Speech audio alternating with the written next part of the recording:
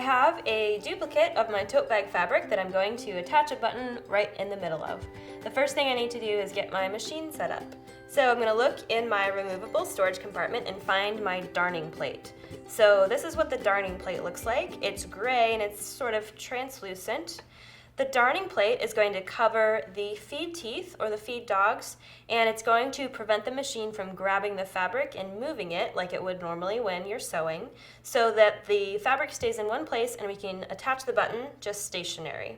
So on the darning plate, there's 2 prongs on the back, and those are going to snap right into the needle plate, which is this metal portion of the machine right here. So to give ourselves a little room, we're going to take off the regular presser foot. We're going to push the presser foot release lever right here and set that aside. We want to put the darning plate on so that the narrow end of the darning plate is at the top.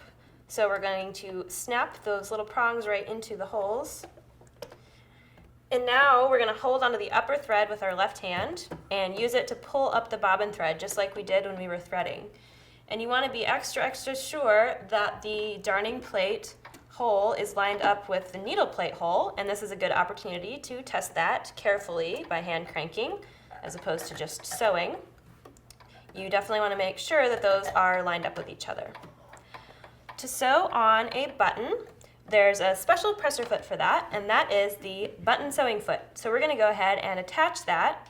So we're going to put it right under the presser foot holder and line up this little metal bar, which is the presser foot pin, and we're going to gently lower the presser foot lifter until it snaps into place. And you might have to wiggle it around a little bit to make it snap, so just lower this gently and move it around until you find the point where it snaps into place. Now our foot is ready to go, but we need to set up our stitch. So we are going to go to a zigzag stitch. So the length doesn't matter because the fabric's not moving. The width we're going to set based on the holes in the button to make sure that the needle goes through both of the holes. Now I'm ready to attach the button. So I'm going to take my fabric and put it under the presser foot. And I'm going to put my button under the presser foot as well. And you might have to push the presser foot lifter even further up to be able to fit the button under. And we're going to put the presser foot down so that the holes are right in that open space right under the needle. So this is the point where we want to test our width and make sure that our needle is going to go through both holes, no problem. And you definitely want to do this with the hand wheel. Don't push on the pedal until you make sure the needle's not going to hit the button.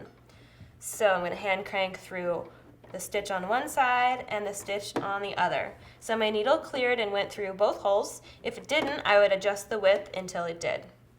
So now that I know the needle's not going to hit the button, I can go ahead and sew for about 10 stitches. I'm going to finish my stitch, lift my presser foot, and pull out my project. And at this point, I would take the 2 upper threads, thread them through a hand sewing needle, and just bring them to the back of the fabric and tie them off, and my button's all finished. Now that you know how to sew on buttons, there's lots of different ways you can play around with the technique. And here's some examples of a few of them. So the first 3 buttons are some different widths of zigzags. So we have wide, medium, and narrow. And then we have a button that has big holes but a narrow little zigzag in there. If you're sewing a button that has 4 holes, you could sew 2 different stitches across, so 2 horizontal lines, or you could sew an X across the 4 holes. You could even play around with different thread colors and different stitching patterns to make your own designs. So tons of different stuff you can do, and super easy on a sewing machine.